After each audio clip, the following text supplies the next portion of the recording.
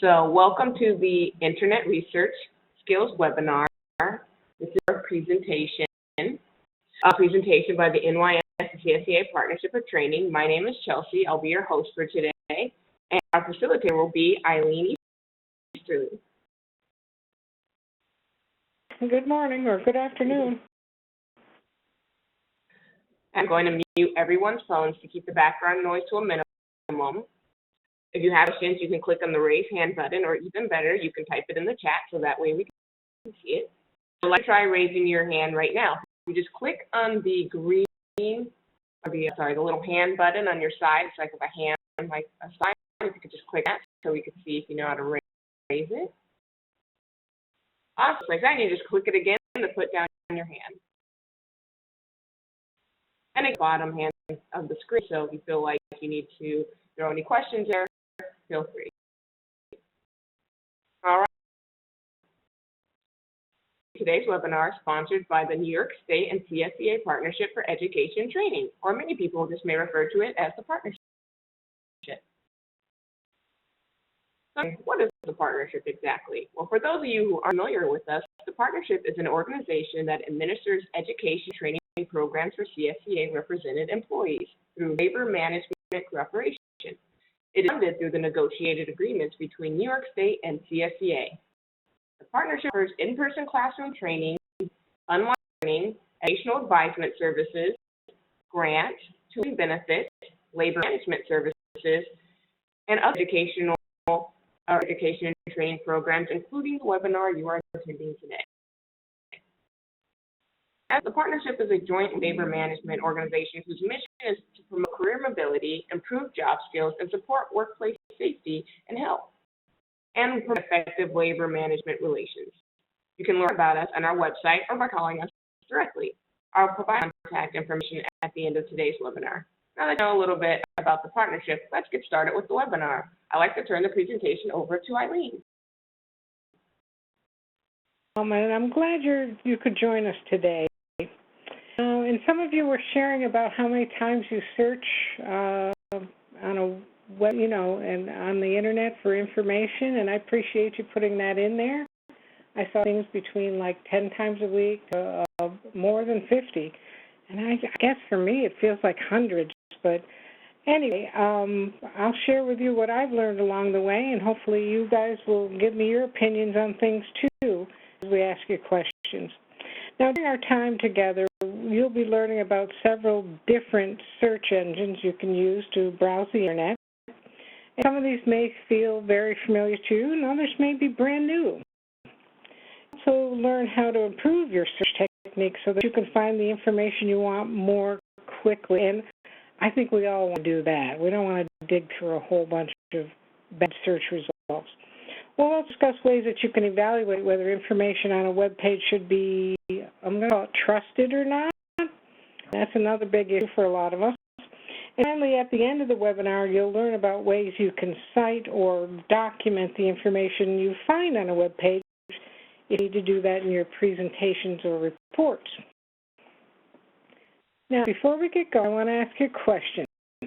Which website do you generally go to when you need to search for information on the internet?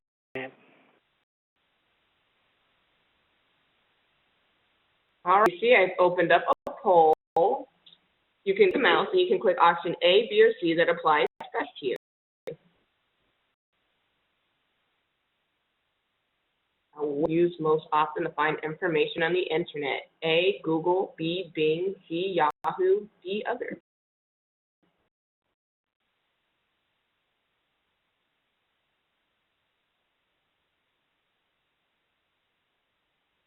Let's see. Looks like there's Google. Yeah, it doesn't surprise me at all. I think that most of us do use Google, and in fact, so a whole bunch of studies have shown that Google is the most popular search engine in the U.S. and in the world as well. Now, we know that there is all sorts of information available on the internet, but the question is, how do we find the information we really want once we get there? Now, we're going to answer that question in just a few minutes, so hang on to that thought. I would take notice that when I open the polling panel, the chat and participants panels may have closed. So to reopen them, at the top right, find the participants icon, double-click on it to reopen it. You can double-click on the chat icon to do the same. Now, during this webinar, we'll be talking quite a bit about search engines. So before we get too far, I'd like to take the time to define that term or that phrase. I have a website called Webipedia for help. Webipedia is an online glossary of computer terms and is kind of an encyclopedia for computer concepts. As you can see from this slide, Webipedia tells us that search engines are programs that search documents on the internet for keywords you specify, and then returns a list of documents where those keywords are found. Now, those documents can be a whole bunch of things: personal, professional web pages, blogs, articles, images, tweets, videos, and a whole long list of other things. Now, as I mentioned, Google is the most popular web search engine, so we will be spending quite a bit of our time talking about it in particular. However, we will also discuss some other search engines, such as the ones you see their logos on the screen there. We'll talk about some others, too. Now, search for information on the Internet, you may see results in a bunch of different formats, a variety of formats. A person can learn about a subject in many ways.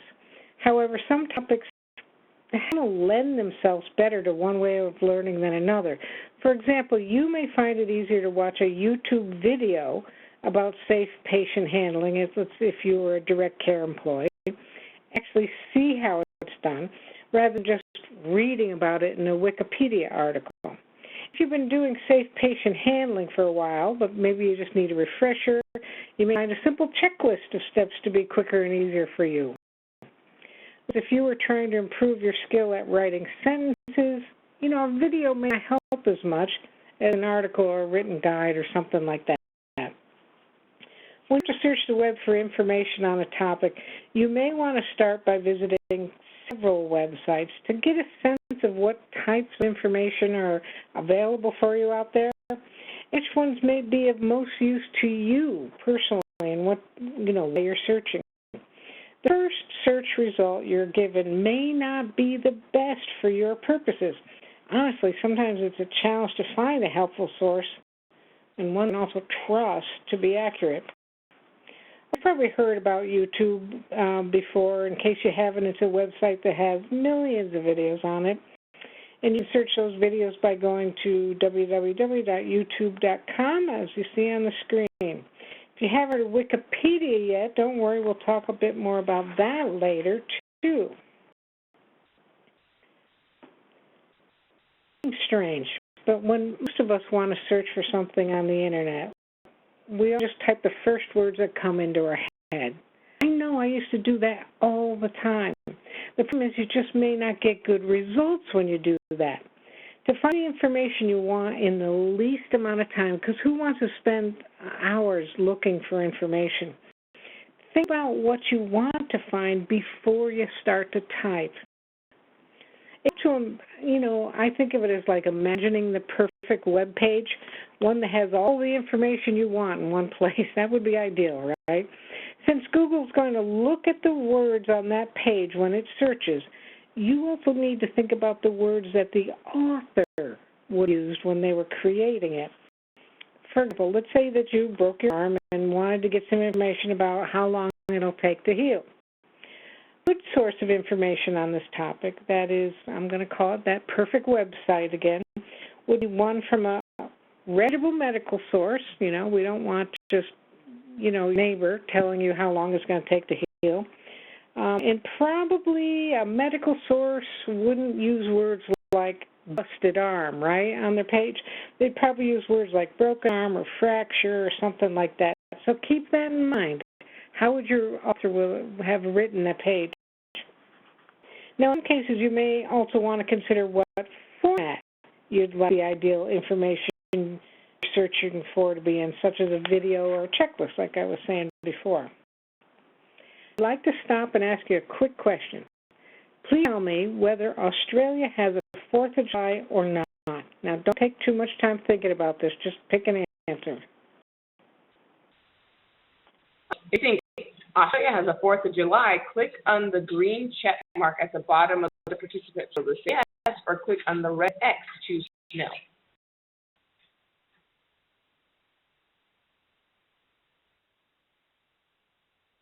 We got a little mix. A lot of people say no, a lot of people say yes. By the way, the correct answer is yes. The calendars on all Western countries have a July 4th on it. Now, some of you may be feeling, okay, Eileen, that was a trick question. I think the reason maybe that you would feel like it was a trick question is because I didn't give you enough time to really think about the question. You might also say that the way I phrased my question may have led you to choose the wrong answer.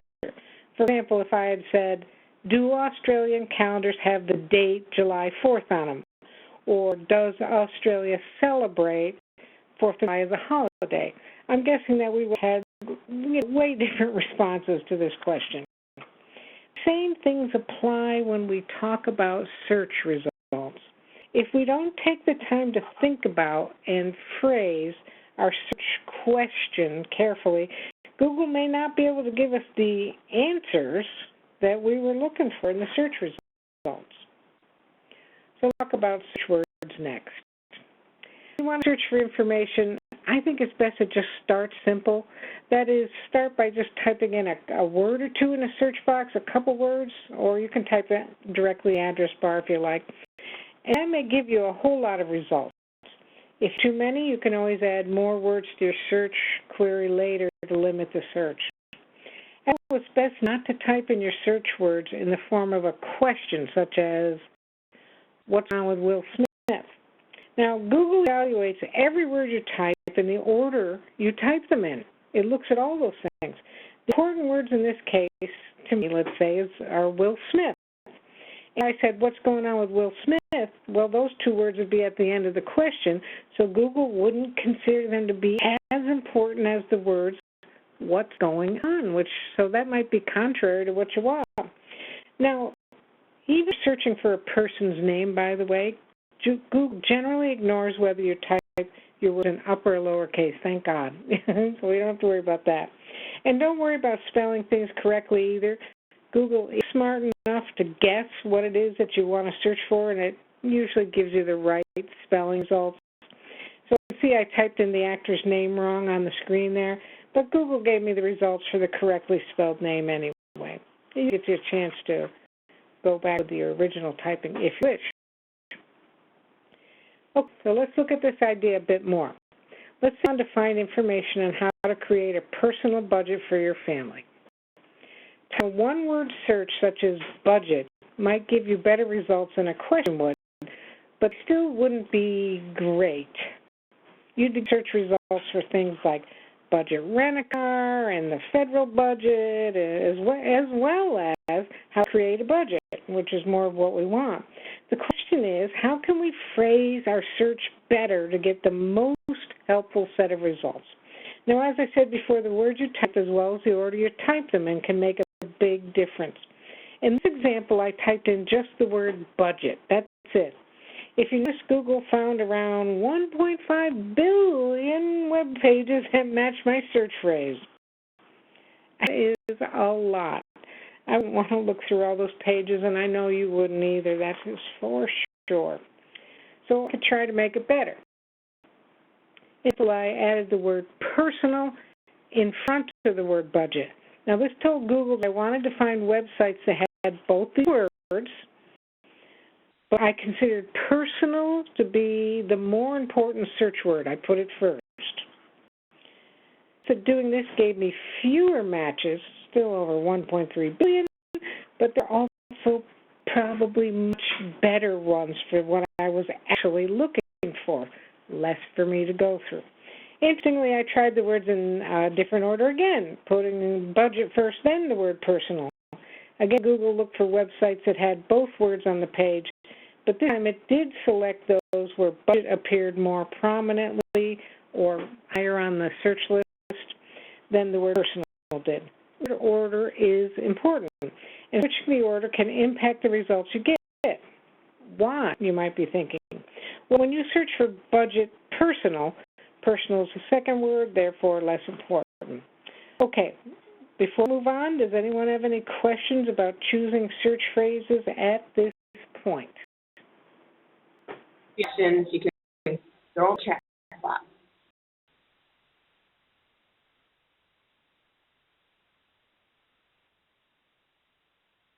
Like open so far? I really, oh, we got one. Better to put create a budget plan. Well, create is the first word, so you might be getting all sorts of things about creativity and stuff like that. If it were me, I might put budget, personal, create, putting them in order that it's most important to me. Then personal budgets, and then creating them. Just a thought. You can create a budget plan. Google would help you, but you probably wouldn't get the most helpful results up front or at the top. That's my thought on that. Any questions that you see, Chelsea? Nope. And you know what? Keep asking questions anywhere along the line if a question comes to mind. Okay, so this image will help you understand what you're looking at when Google returns results from your search. Let's kind of look at it one section at a time. Now, at the top of the search results page, you'll see the words you use to search with. Google calls this, by the way, the search query. And you've got that listed there, and Chelsea's got an arrow up there. Now, below that, there's a set of tabs. And so if you were to click on videos, for example, you'd see only videos that match your search query. So, and it says all videos, news, images, and so on. So it's a kind of a way to filter things. Right underneath those tabs, you'll find some statistics about your search, such as how long it took to do the search and how many documents Google found with your search phrase. There could be a whole wide variety of different types of matches based on how helpful Google thinks they would be to you, again, based on your search query. For example, there may be web pages, blogs, Twitter tweets that contain the words you used in your search query. You may also see paid ads that are programmed to come up automatically when you use certain search phrases. If you look closely on the screen, you'll see the words paid ads or ad by the web address. I put a box around one of them so you could see it. So you keep your eyes open for things like that. You may also see videos, images, and related other search phrases that other people are using. I find that helpful to look at too. Now, if Google has many pages of search results, which it usually does, you'll see a More Results area at the bottom of the screen. If you were to click on the next link, you'd be brought to the second page of search results, and so on. As a rule, if you can't find what you're looking for in the first few pages of the search results, it's probably better to just start again and come up with a new search phrase. And again, maybe you would stop yourself and say, oh, I put in the word create first, and how about I try it at the end? You start to think about what how to phrase it a little better. The other nice thing is, as you type, Google will do some of the searches that other people have typed. So if you like one better, click on that, because sometimes I'm like, ooh, that sounds better than the one I did. For example, let's say my original search phrase was alcoholism teen. Okay. If I type the word alcoholism again to start a new search, maybe I see that alcoholism adolescent appeared, and I might say, yeah, I want that for my next search. I didn't find so much with teen. So steal from other people's ideas. It's really a great thing to try. Here's for you. We just talked about the fact that Google ranks or lists the pages it gives you in the order it thinks will be most helpful. Do you think that it takes into consideration how many times your search word or words are shown on that page? So what do you think? Does it pay attention to the number of times it shows up?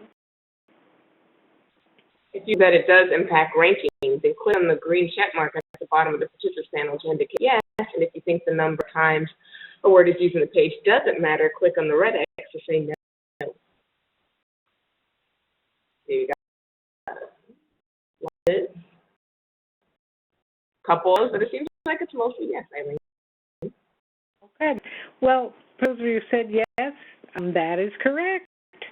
You may be wondering in what other ways Google ranks its search results, so let's talk about that next.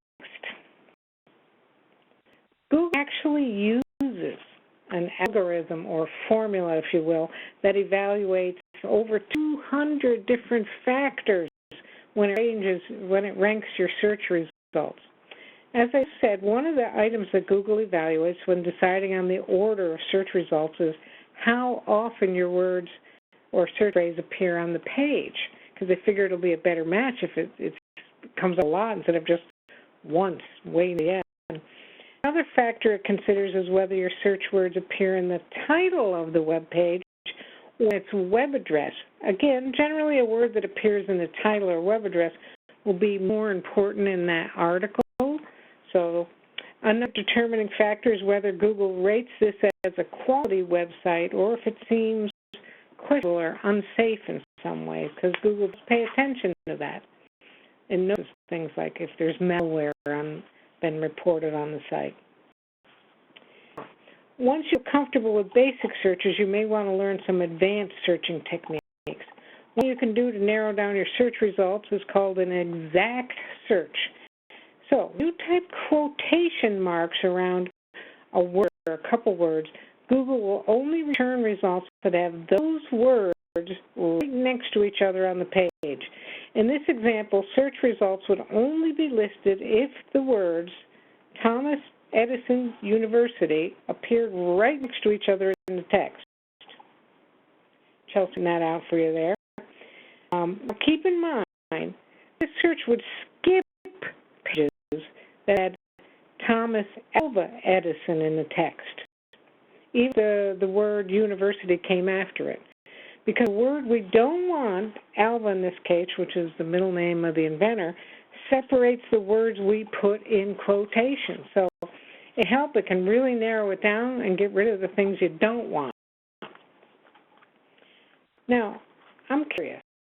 I don't know if you've used the minus sign hyphen in your Google searches before, but can anyone guess how it might affect your search? What do you think Google search would do with this phrase on the screen?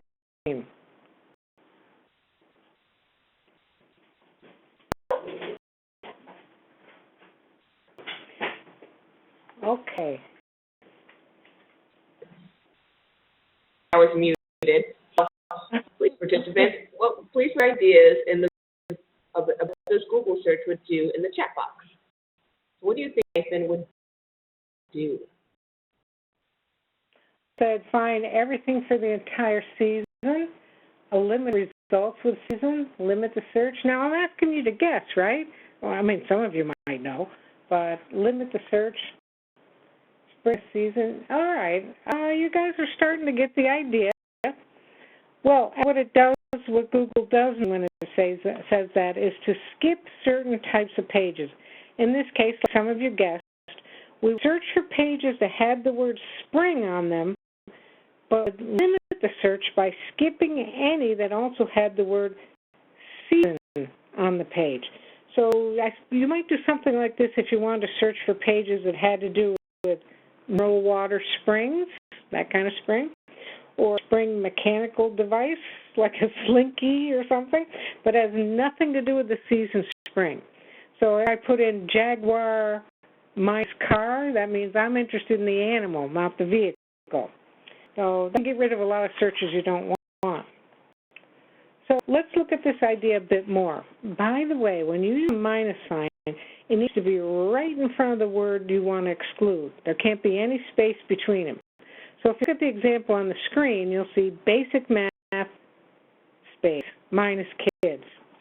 Now what I'm asking when I use the minus sign is that I want to search for web pages that would help me brush up my math skills. But as an adult, I don't want to see the ones that are directed at kids. So if the page has the word kids on it, and that's because that's the one I specified, skip it.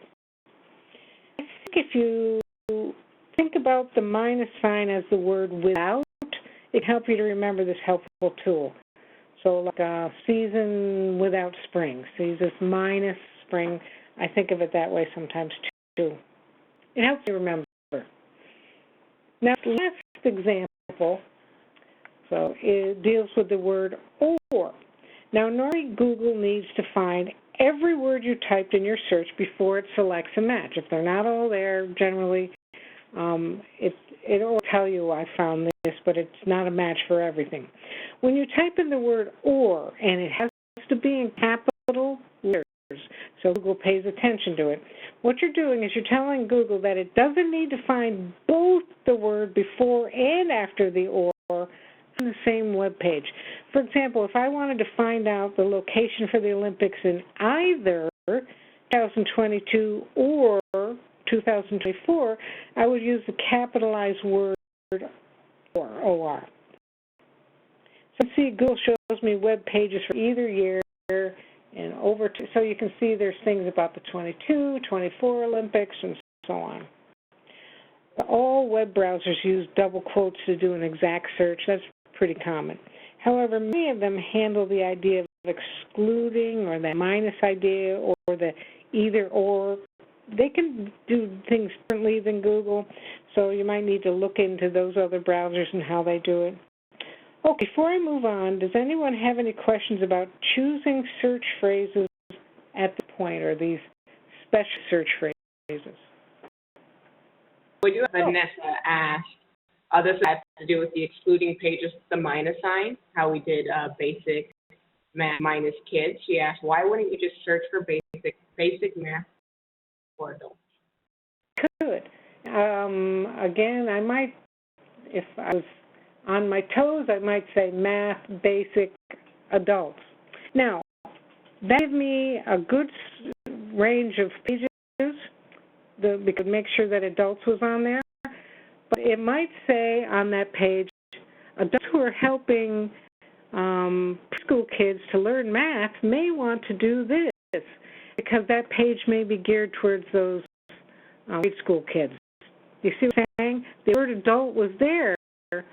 It may not give you as good search results. You're going to get search results, there's no doubt, but they may not be as strong. You may not get to the ideas you want as quickly, like Jaguar minus car.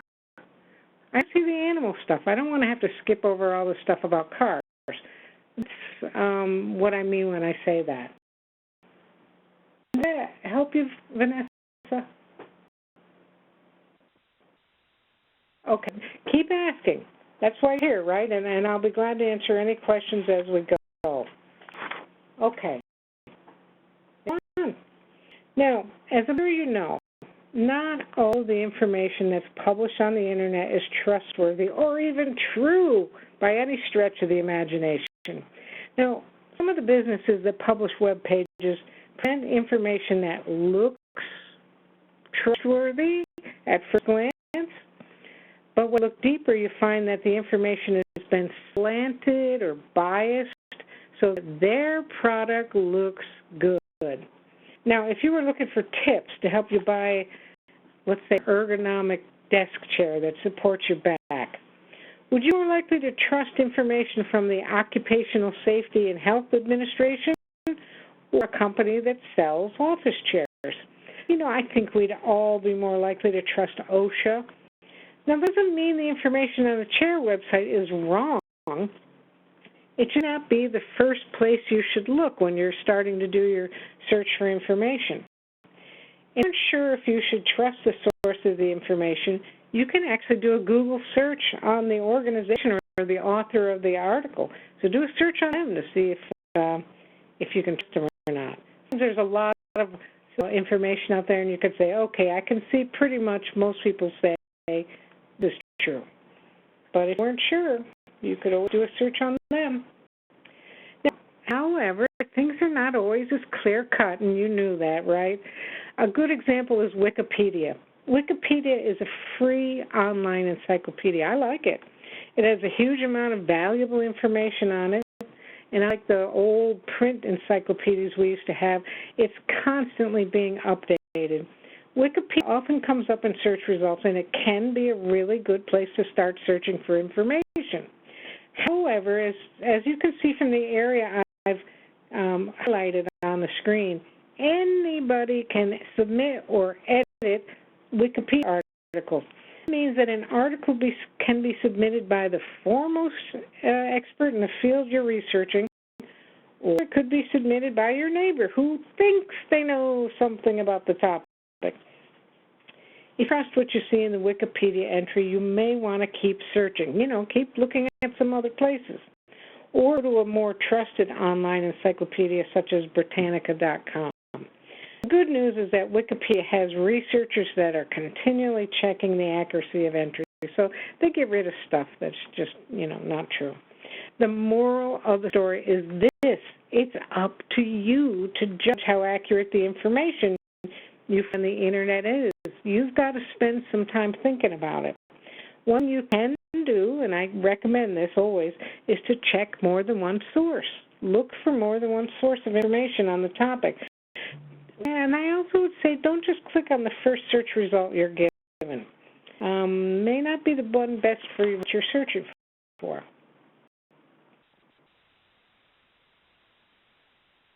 Mary Ruth says she knows a lot of schools that will not let kids use Wikipedia as a source. It can be great, but as I was saying, and as it can be some wrong information too. So you also need to be taught. Check more than one place. You got it. All right. So have you ever wondered what the .com at the end of a web address means? Maybe some of you do know. Actually, if you do, would you type it in the chat box? What does the .com stand for? Anybody know? Answers in the chat box. It's the name of a company or commercial, like company, C-O-M, or commercial. You got it. So the end part of a web address generally means that this website is a commercial entity or business, as you were saying. However, technically, anybody in the world can buy that type of website. That one's not restricted. Now, you don't know it, but understanding the suffixes, ending of the website addresses can also offer you some clues about its reliability, even before you click on the link. We talked about the letters .com, but .gov, for example, means that this website belongs to a state or federal agency. And .edu means the site belongs to a college or university. Some websites have suffixes that show the origin of the website by country, such as .ca for Canada or .jp for Japan. And there's a bunch of other WebEx or web address suffixes in the box on the screen, in case you're curious. One thing that a web address may be able to tell you is whether the page is a personal or a professional one. You might see words in the address such as community, people, or blog in personal web pages. Personal web pages, unlike professional ones, are more likely to contain mistakes or unverified information. That's different than like a GOV site. So, okay, let's look at that first example. We know that .edu means that this is an educational institution. Now, slash in a web address often means that this page is in a different area off the main web page. Again, in this example, I see the word people after the slash. This means that it's an area for personal, student, or faculty websites. Now, that could be good or bad. I don't know. I won't know until I visit it, in fact, but it does give me some information right off the bat. In the second example, I know from the .gov at the end that this website belongs to a government entity. And as you know, information that's provided by a state or federal website, if you ever work with any of the websites and state agencies, you know they do need to be verified or checked for accuracy before it's put on the web. That usually makes it a bit more trustworthy, right? In the third example, there are suffixes .com, so we know that's probably owned by a company. Again, could be good or bad. Most companies will publish accurate information to protect their reputation. However, we need to remember that their prime motivation is profit. best to remain skeptical when you talk about .com. Once you visit a web page, you can discover more clues about whether you should trust it or not. For example, you can try to figure out who the author of the web page is, or the organization that sponsored or created the website. Ask yourself, do I trust that person's or that organization's opinion on the topic? Another thing you can look for is the qualifications of the author. Does it say doctor in front of the name on a medical page, for example? You may be able to learn this by clicking on links such as About Us or background or biography and things like that.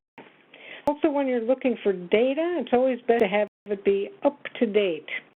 One way to check this is to look for the date that it was published. Sometimes there's a date on the article, or sometimes way down the bottom you may be able to find a thing that says last updated date all the way down the bottom. Finally, check to see if the author included links to their sources of information or a bibliography. That's in two ways. First, you know where they got their facts, which is good. And secondly, you can use their sources of information, maybe their articles or whatever, to find out more about the subject on your own. So, like, yeah, I want to go see that one directly. Not filtered through someone else's opinion. Okay, coffee drinker. I'd love to think that it's actually good for me, but can I trust this website, it's on the screen here, to give me good information on the topic? Now, the image I've got on the screen, you can see that the page has an About link at the top that I'd probably want to click on to find out more about that organization. You know, who is funding this information. It also shows the name of the author of the article, which is good because I could do it on that, or I could go to that healthcomu or staff link, some more about that particular author. That's a good start. However, I can always do my own research and Google the author organization since I know their names. I can also see that this article was published in March of 2016, and yeah, it's a few years old now. Since medical information really can change pretty frequently, I should probably check some other sites to see if there's newer information on the topic, because things change and they might say, oh yeah, coffee's great, and then 2 years from then they're like, no, it'll kill you, God forbid. Okay, let's practice what you just learned. Take a close look at these search results on the topic of water testing. Only on what you see on the screen, which of these sites would you guess, and that's what you're going to have to do, would have the most accurate information? Which ones, just seeing what you've got here, do you think would have the most accurate information? I've opened the polling panel, so please choose which one do you think would have the most accurate information.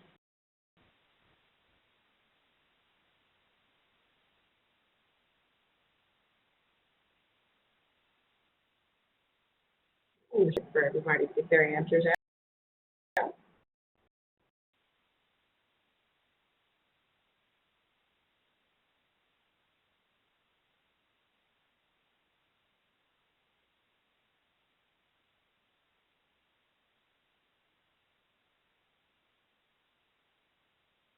Oh,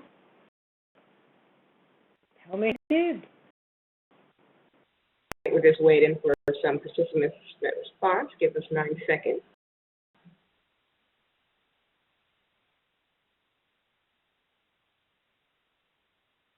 All right, see how everyone did. It's like CP Home. That could be the one that got the most votes. I agree with those of you who said that.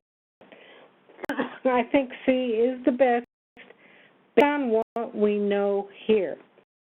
So, first of all, I see that the end information, that .gov tells me that it's a government agency, and that gives me a little bit more confidence that it's accurate, because anybody can make a mistake, but it's been, you know. It is a few years old.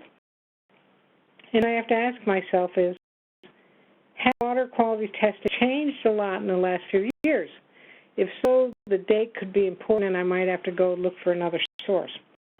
Okay, let me tell you why I didn't like the other ones as well. The ORG in the address of item A means it comes from a nonprofit agency. That's good or bad, I just don't know, and I can't tell enough from the little information I have here to know. Item B refers to that .com page or commercial page. Since it's a for-profit company, I can't be certain of the reliability of their information. Might be, maybe not. And item D is showing the word ad. Now again, that means that it's a paid advertisement. It's also a .com. That sounds like it could be someone trying to convince me of something, or maybe to convince me to buy something. Again, might be fine, but I don't know. And again, based on what I see, I would say C is probably the best place to start. Read those little descriptive information. If I had to choose, that's where I'd go first, and I might go to some other places afterward. Okay. Does anyone have any questions about why I chose C or any of these other things in general about reliabilities of web pages? Or if you have any questions, you can throw them in the chat. Gary changed from C because of the date. That is a good point.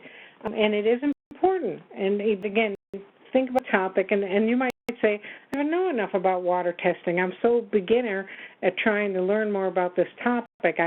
Then maybe look at a bunch of different ones and go from there.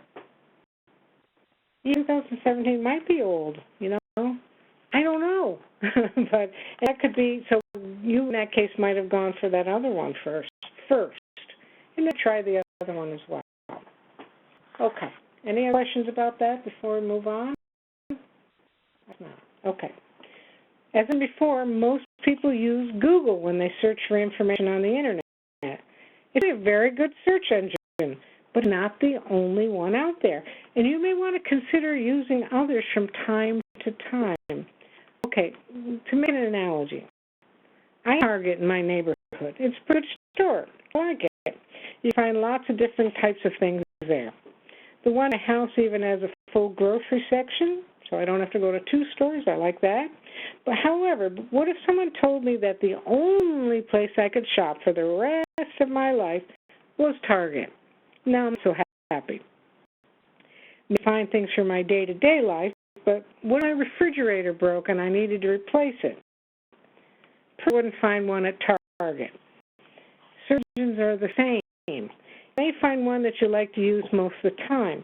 However, you should also explore some other choices, especially if your favorite search engine isn't giving you the results you want.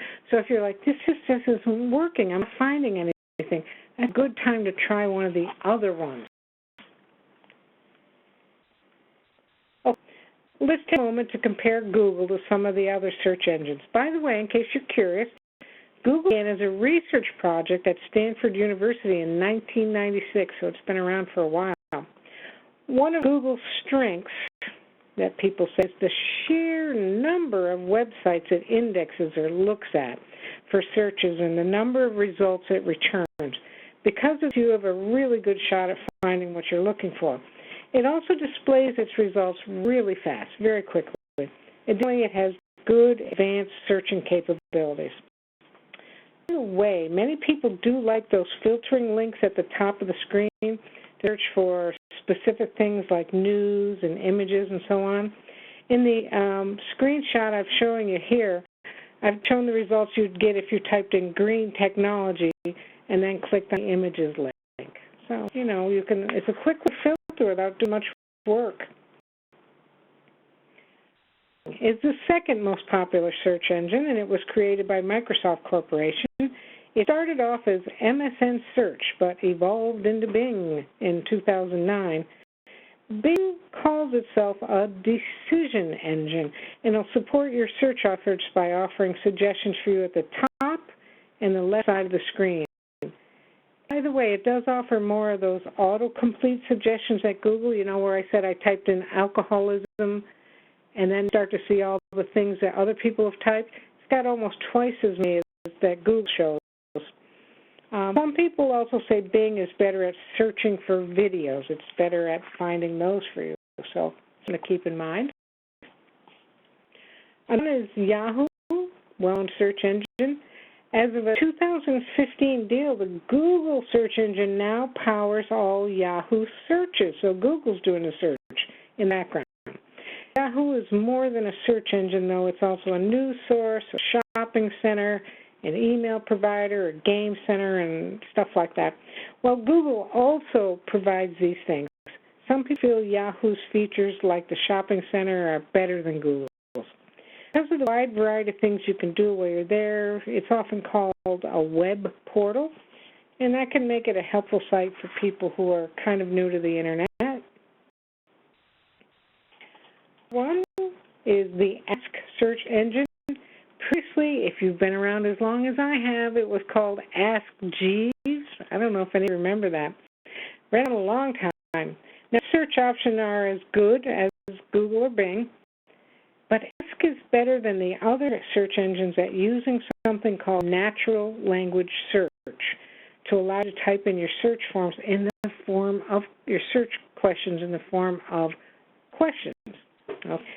So if you just like typing in things like, how do I create a personal budget? Oh, this one is better than the others at figuring out what to show you. You notice the ads for Ask appear at the top of the screen. Search results won't show until all those are over with. And just start to see one at the bottom of the screenshot. So if you like that idea of just typing them in a regular question format, you might like to try out Ask. So think of that. Into these general search engines, there are also some specialized ones that you might find useful. Don't search everything on the web like Google or Bing does, but if you're interested in certain types of information, they can be great. One is USA.gov. It only searches government websites, so like FEMA or Homeland Security for results. So let's just say you're searching for information on how to get reimbursed for damages after a hurricane. It would be best to stick to official websites and not hearsay, right? So this search engine might help you with do something like that. So if you want to just search government sites, that might be the one to go for. Another good specialized one is Medline Plus. So, that one comes from the National Institute of Health. And another example of one of those dedicated search engines. Its specialty is searching for medical and health information that's been checked out by the National Library of Medicine and the National Institute of Health. So if you wanted to look for that information about broken arms, you may want to go to that one. Google Scholar is a specialized search engine within Google. When you conduct a search there, Google will only search scholarly articles in professional journals for results. So to get to this search engine, go to Google, and then type Google Scholar in the regular Google search box. That's what you do. And that one is good to find. So if I was doing research papers or I really wanted to dig into some scientific information, that's the one I'd go to. Here's another interesting one called DuckDuckGo.com. Another specialized search engine of a type called a private search engine. Now, unlike the others we just discussed, or any of the others we discussed, it's just the whole web. But when you do a search with DuckDuckGo, it promises not to track your searches or store your personal information online. What do you think about that? You can't say that about Google. For some people, that really offers a bit of peace of mind. So, DuckDuckGo might be new to you. At this point, I'd like to put together some of the things you've learned so far and to apply them in a live web search. I know that probably all of us experience stress at work from time to time. I'm sure you do. Let's say you wanted to find out how to control your stress stress better. Here's a question. What is the best way to relieve stress at work? That's what I want to find out. The best way to relieve stress at work. Let's see what we can find by searching the web. All right. Now, we know what information we want to find. What's the way to get it? How should we phrase our search based on what I've been telling you? I don't want to get information on just any type of stress, such as heat stress, a medical condition. And I also want to know about stress relief techniques and not the symptoms of stress. So, does anyone have any ideas of what we could type for our search phrase? These are your ideas, right? You may not get it perfect out of the gate. If you do, would you type them in the chat box? That's stress at work. Again, assuming we're searching Google. Oh, Right. If you have any answers, you can throw them in the chat. All right. Now, Timothy put stress relief in quotes, which is interesting, so that we would make sure.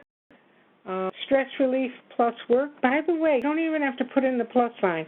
It pays attention to the minus, but it is almost not going to do anything special with the plus. It understands and this and that. You don't have to put that in. Stress relief work. That's a good one. I like that. Stress relief workplace. Stress management. Well, you guys are, I think, getting at some good things. Now, again, I put the word stress first because most important to me. I wouldn't put work first because then it might start talking about work issues and stress becomes secondary. There's good search results. I want to make sure I get the word relief in there, so maybe stress relief.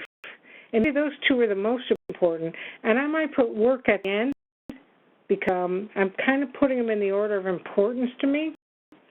So, let's try it out. So, what do you say? Bring us out to Google. Let's try one of these out. I see. I'll be sharing my desktop. I'll be bringing us out to Google. So let's see. We're searching stress relief work. Relief work. Let's try that one. I like that one. All right. Got it. So you can see about, little data. Box they put up because they think that's a good one. I can state it's a calm, so I might be like, not a bad day. But let's see if I find a better one.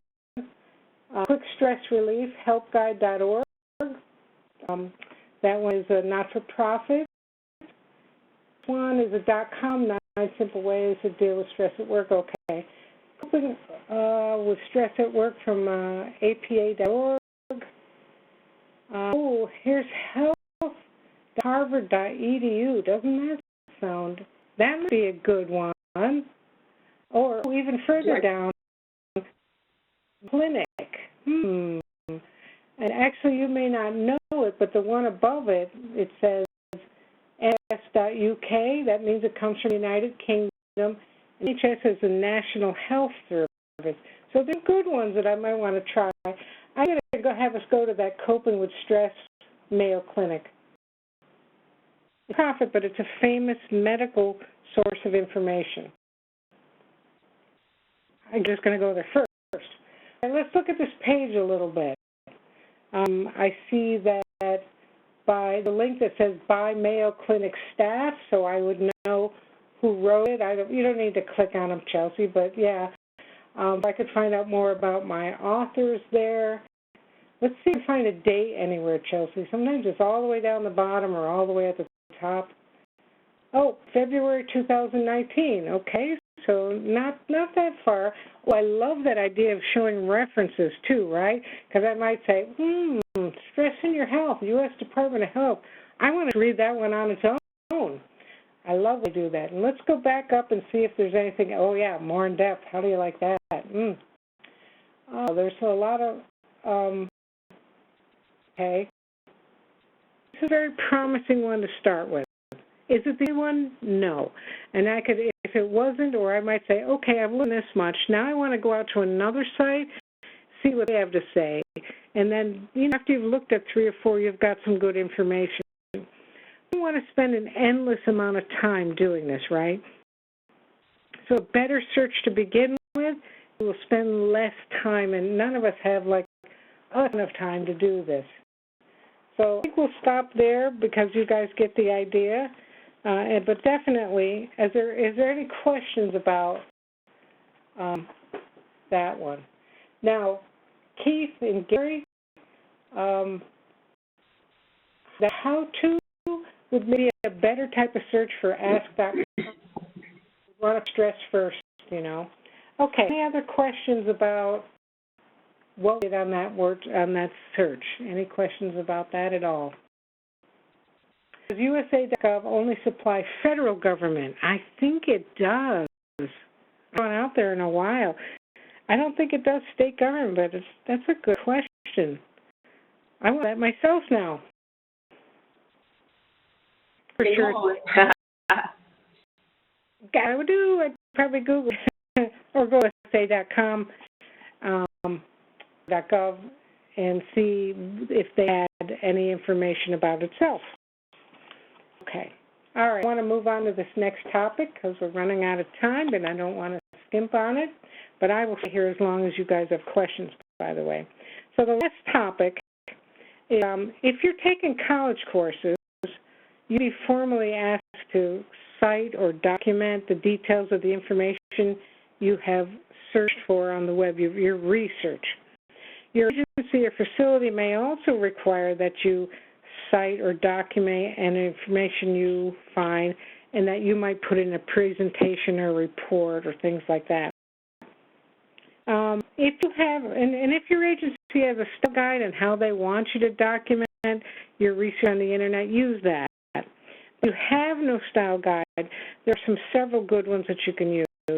Two of the most commonly used styles are the MLA, or Modern Language Association, and APA, or the American Psychological Association.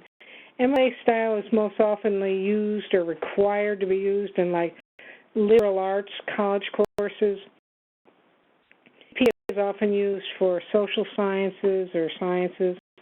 So even if you're not taking college courses, your office may have adopted one or other of these, and so for your internal documents, and you may want to use it. It's not a bad way to do it. By the way, you may have noticed that when I've cited my information on these screenshots, I've used the MLA style, in case you're curious. And you can see another example of the MLA style in use on the bottom of the slide if you have very good eyes, because we've done a light color.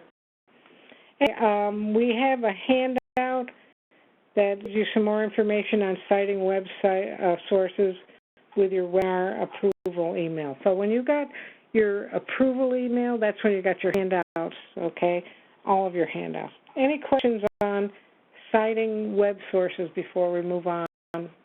Is Modern Language Association.